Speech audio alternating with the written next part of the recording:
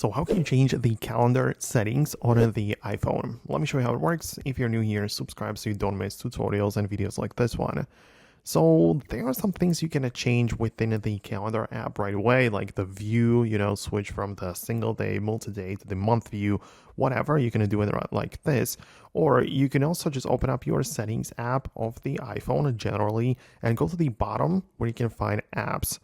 And this is a list of every installed apps on every installed app of the phone, so you can scroll through it, find calendar, and these are the calendar settings which you likely want to change. This includes setting up the accounts, like a lot of people mix their iCloud as well as the Google account for their calendar directly right here into one app, so that would be very useful, right? This is where you can set it up.